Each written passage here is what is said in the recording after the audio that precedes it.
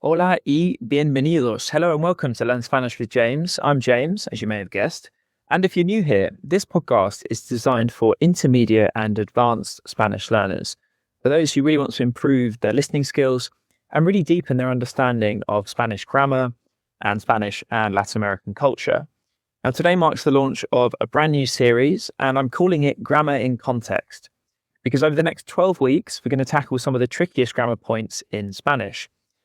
We're not going to do it with boring textbook exercises.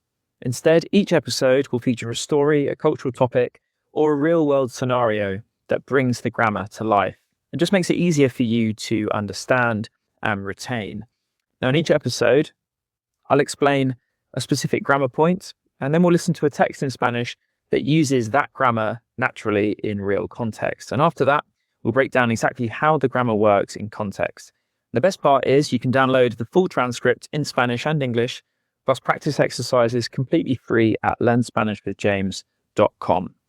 Before we dive in, if you're enjoying this podcast, please subscribe so you never miss an episode. And you can find us on Apple Podcasts, Spotify, or listen on YouTube as well, or over at learnspanishwithjames.com. All right, let's get started. Now, today's topic is one that every Spanish learner struggles with at some point. Ser versus estar. Both verbs mean to be in English, but they're not interchangeable in Spanish. And what I mean by that is you can't just use one instead of the other. You have to know when to use which. Right, now here's the key difference. Ser is used for permanent or inherent characteristics. So think of things that define who or what something is. So for example, identity and professions. Soy profesor. I am a teacher. Soy profesor. Nationality and origin. Ella es mexicana. Ella es mexicana. She is Mexican. Physical characteristics and personality. Mi hermano es alto y simpático. My brother is tall and friendly. So we're really thinking about a physical characteristics there that's not going to change. Es alto. He's tall. Y es simpático. He's nice. He's a nice person. He's a friendly person. We also use ser for times and dates. Son las tres. It's 3 o'clock. Son las tres. A little bit confusing, I think, there maybe, because obviously ser we're saying is for permanent characteristics and the time is changing literally all the time. But we use ser for time. Okay, so remember that. We'll never use estar for time. We also use ser for possession. Este libro es mío. This book is mine.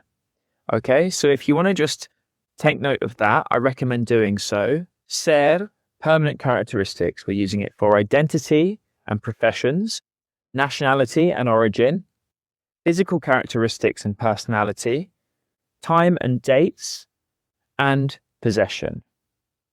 All right, let's come on to estar, because this is used, unlike ser, for temporary states and conditions and locations and emotions. I'm going to repeat that again, okay? Because I'm giving you a lot of information here, and I know that it's easy for some of this sometimes to just go over your head. So really think about estar.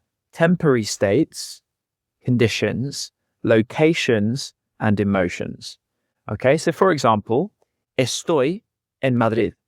I am in Madrid. Okay, that's our location. Temporary conditions. La comida está fría. The food is cold. Emotions and feelings. Estamos felices. We're happy. Think about it being temporary. We're not always going to be happy. Our mood is changing all the time.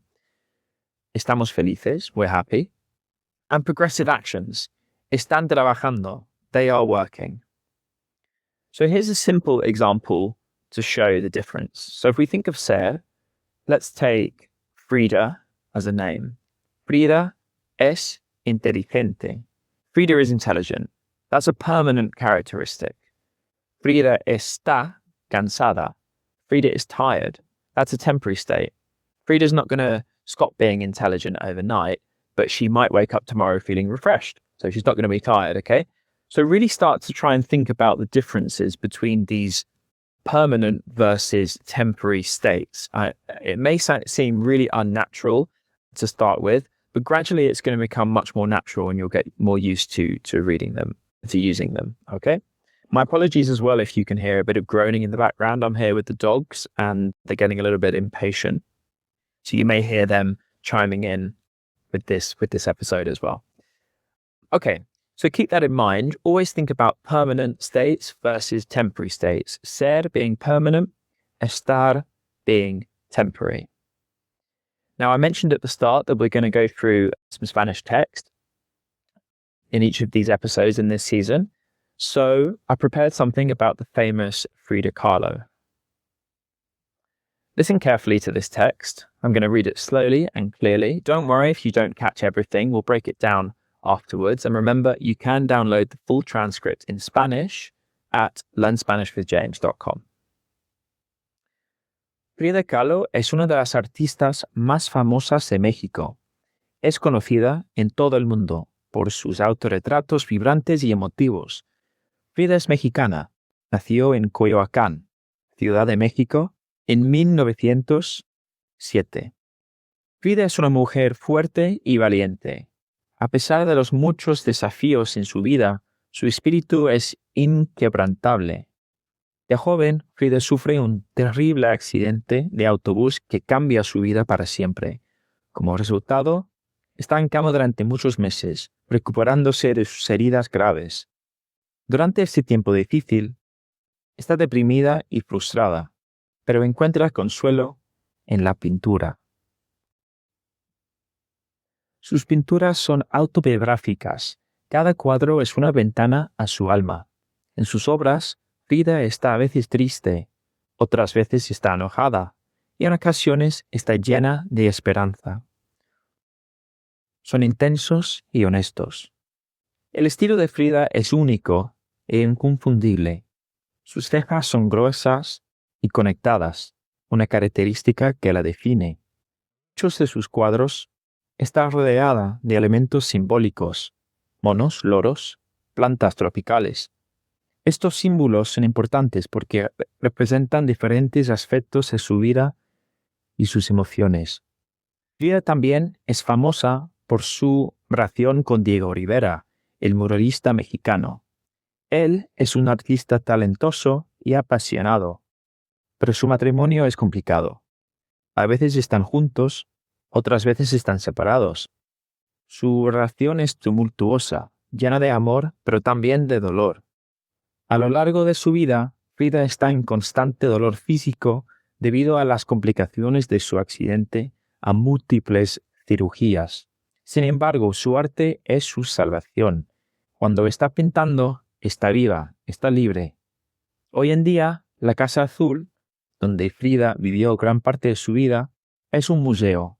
Está abierta al público y es uno de los lugares más visitados de México. Cuando los visitantes están ahí, pueden sentir la presencia de Frida, sus pinturas, sus objetos personales, todo está preservado. Frida Kahlo es un símbolo de fuerza, creatividad y autenticidad. Su legado es eterno y su influencia está presente en el arte contemporáneo de todo el mundo.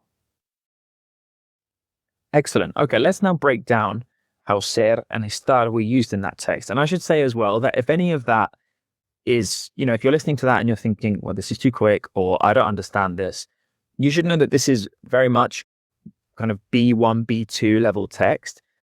And my purpose is not to provide the most difficult text here, but it's just to provide some examples of how we're using ser and estar in context so that you can remember that ser we're using generally for permanent characteristics and estar for temporary characteristics. Now, let me give you some examples of how we use ser in that text. Now, right at the beginning, we said, Frida Kahlo es una de las artistas más famosas de México. So we're using ser because one of Mexico's most famous artists is a permanent fact about her identity. She is one of the most famous artists from Mexico, okay? We also said es mexicana and es conocida en todo el mundo. These are ser, again, because they describe her nationality and her reputation or her legacy, if you like. They're permanent characteristics. She is Mexican and she is known around the world. And when describing her personality, we also used Frida es una mujer fuerte y valiente, and su espíritu es inquebrantable.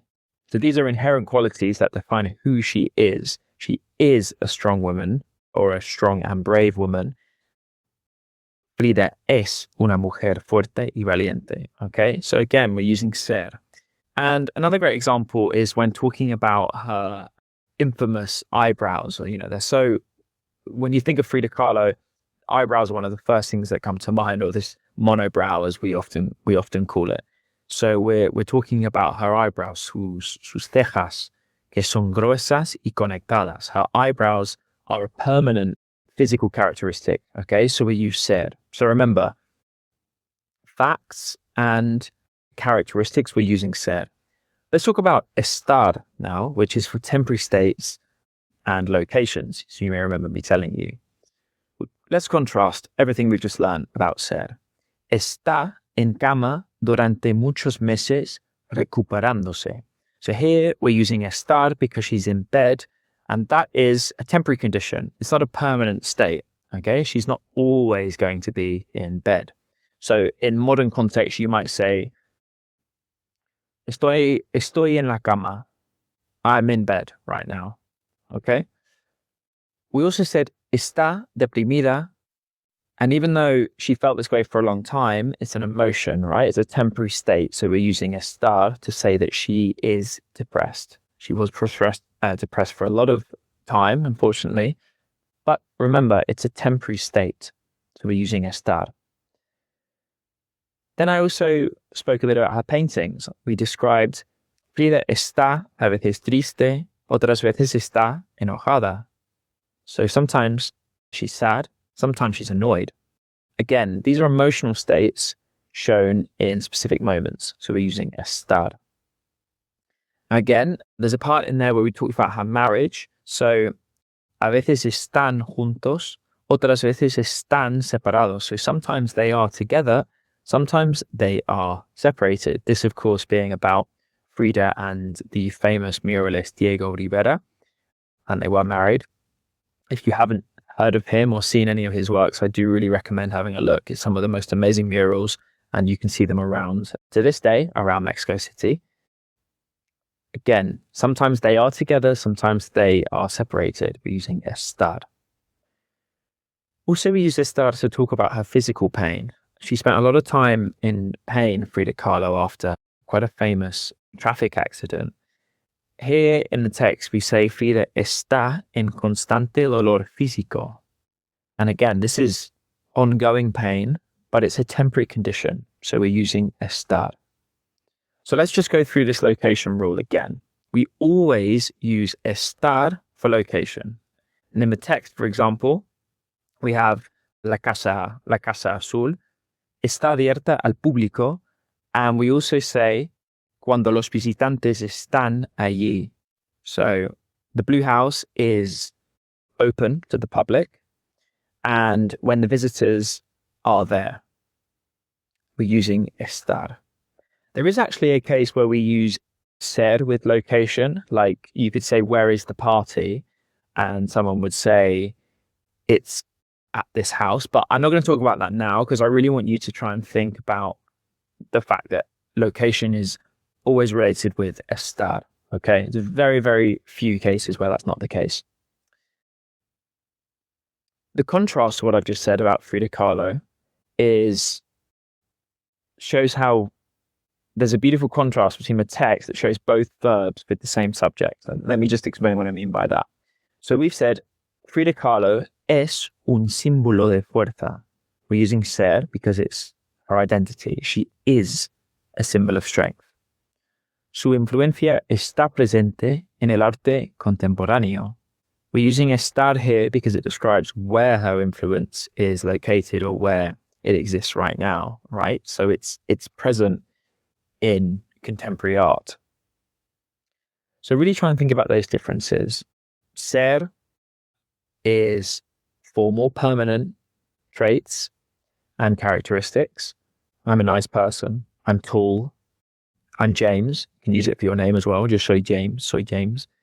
Estar is describing states, physical and emotional states, and locations. Okay? So I hope this episode has helped provide some clarity about the difference between ser and estar. Remember, the best way to master it is, of course, through exposure and practice. If you want to review this lesson, I've got great news. Head over to learnspanishwithjames.com, find the podcast section. You can find the full transcript there, as well as a vocabulary list and some grammar exercises. And you can also listen to this episode and all future episodes on YouTube as well, or read the blog version on the website learnspanishwithjames.com.